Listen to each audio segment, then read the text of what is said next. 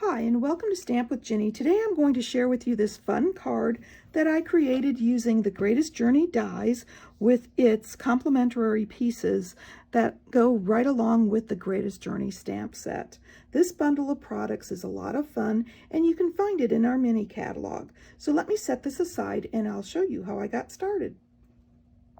Okay, I'm going to start this project with some blending brushes, and I've brought in my grid paper simply to keep everything nice and clean so that you can see it.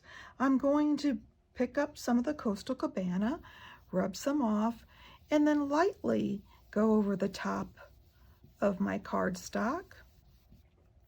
I don't want this particularly thick.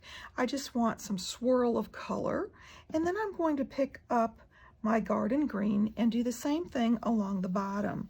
My goal is the same. I just want a little bit of color to fill in the foreground here for my stamping.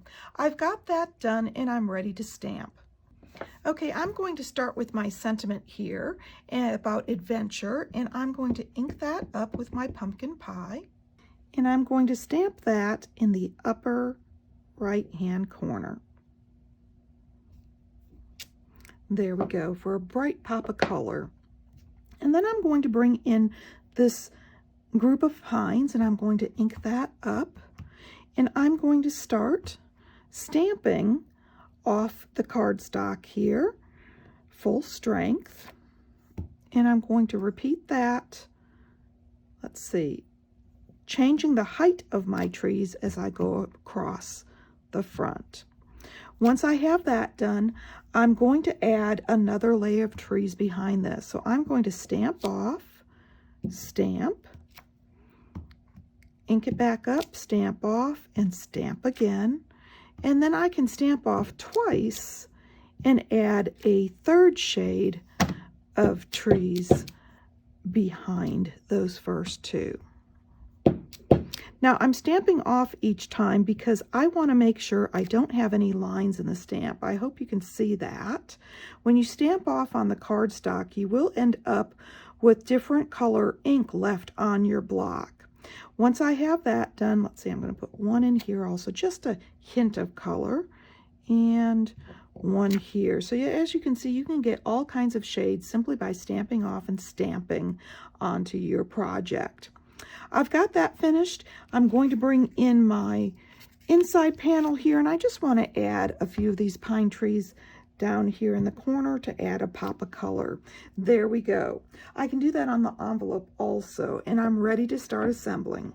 Now the first thing I'm going to do is adhere my two pieces of tent. This is die cut using the Coastal Cabana and pumpkin pie, and I forgot to put the adhesive sheet onto the back. So I'm going to carefully add just a little line of adhesive around the outside of the die. You can also use your fine tip glue pen to do this. You want to make sure you're not using a lot of adhesive because this will ooze out a little bit as you set it down. So there you go. I've got this beautiful tent, nice and bright. I'm going to bring in my pool party panel and my stamped panel, and I'm going to adhere those together.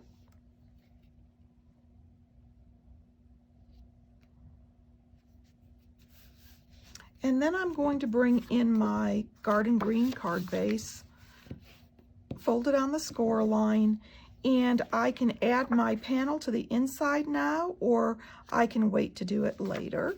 Meanwhile, I'm going to close that, bring in my panel here, and I'm going to add my tent. Now I'm going to add my tent off to the bottom of this panel.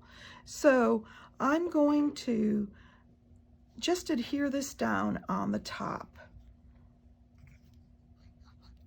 I don't need to add a lot of adhesive because I'm going to use some dimensionals to add the panel that's been layered with the tent onto the card front. So I'm going to flip this over and bring in my dimensionals and put some onto the back.